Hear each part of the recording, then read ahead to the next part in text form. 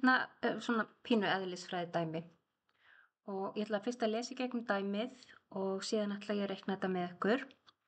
En ég vil segja að í rauninni þá er hægt að leysa þetta dæmi bara með því að hugsa regluna í gula kassanum og setja tölunar inn og jafnvel þó þið vitið ekkert eðlisfræði þá eru þið alveg með aðferðir stærðfræðilegar til þess að reikna þetta. En hér að ræða vél í báti á ferð og þessi vél stöðvast skyndilega.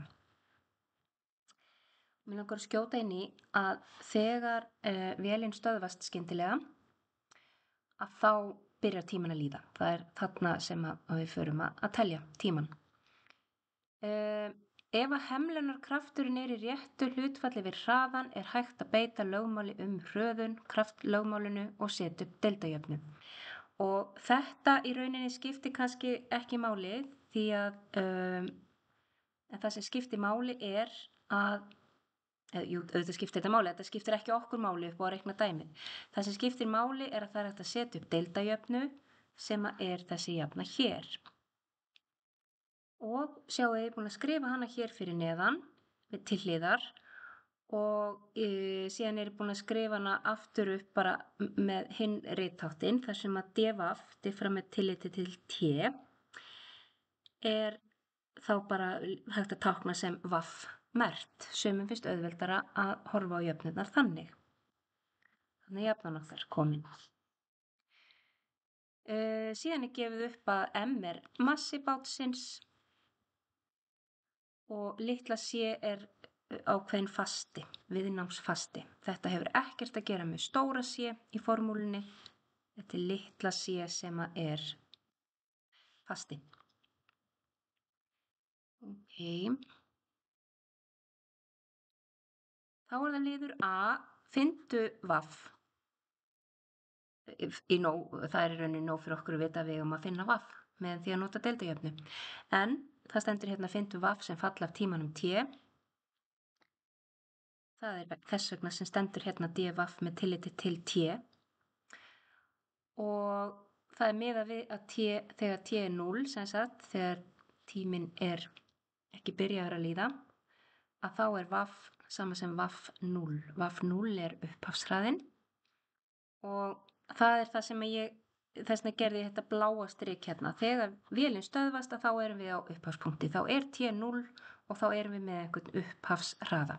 En í A er bara verið að biðja okkur að finna vaff. Og hérna sjáu þið að ég er búin að skrifa jöfnuna upp, þessa hér. M sinnum vaff merkt er jafnt á mínus c vaff og ef ég bæti c vaff við báðar hliðar þá fáum við 0 hægra megin eins og í formúlunni. Og við viljum að það sé engin við erum náttúrulega með vaffmert, í formúlunni er upsilonmert. Hér erum við með m sinnum vaffmert, þannig að við þurfum núna að deila með m til þess að fá þetta á því formi sem er í hérna formúlunni. Og þá sjáum við að þar sem stendur a í formúlunni, þar stendur hjá okkur c deilt með m. Þetta þýðir að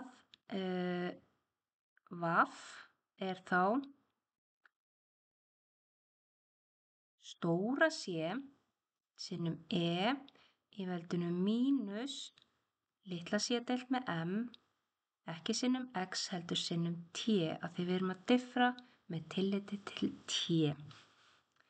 Og þetta er formúlan fyrir vaff. Nú erum við búin að finna a-lið. Og þá skulum við skoða hvað er verið að biðja í b-lið. Þar er okkur gefið að massin er 2 sinnum 10³ kíló, sem sagt 2000 kíló. En þá vitum við m-ið og litla c er 4 sinnum 10³ kílógramm á sekúndu. Hraði bátsins þegar vélin stöðvaðist, munið þar sem ég gerði bláa strikið, og það er bláa strikið þegar hún stöðvast að þá er tíminn 0. Það er þá sem við byrjum að telja. Og þá er sagt að hraði bátsins þegar tíminn er 0 er 4. Hver er hraðinn að 3 sekúndum liðnum? Hver er hraðinn þegar tíminn er 3? Okay. Hérna er þetta komið, m-ið er 2 sinnum 10 þriðja, c er 4 sinnum 10 öðru, vaff af 0 er 4 og við eigum að finna vaff af 3.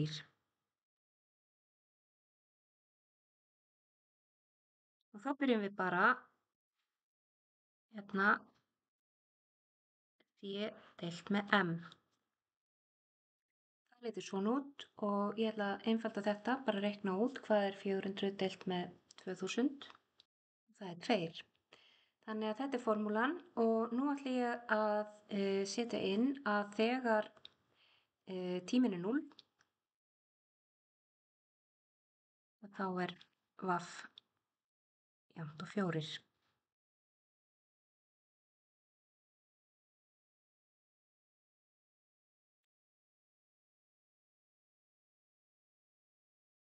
Þannig að 4 c sinnum e í veldinu 0,2 sinnum 0 sem er þá bara e nota og c er þá 4.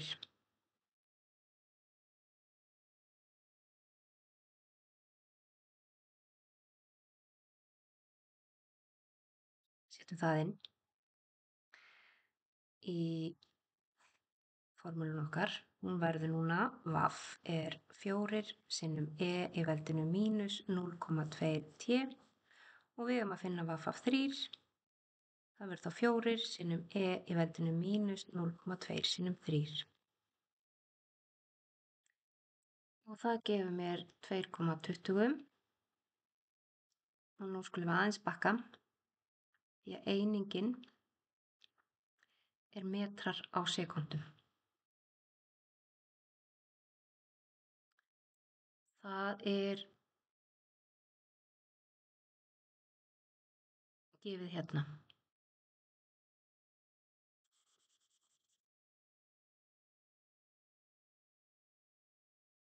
Ef við værum alveg hardcore eðlisfræði þá hefðum við haft einingarna með í öllum útreikningunum. En ef við pælum aðeins í þessu núna og við hugsum okkur bara að við vitum ekkert í eðlisfræði, að þá sjáum við samt að við erum með deildajöfnu.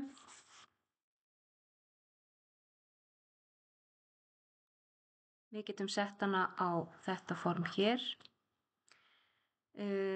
og svo sjáum við að þá getum við fundið vaff. Síðan er massin gefinn, c er gefið og þá getum við, þegar hann stöðvast þá er tími 0, vitum við að vaff af 0 er 4 og við erum að finna vaff af 3. Þannig að það er alveg hægt að leysa þetta án þess að kunna eðlisfræði.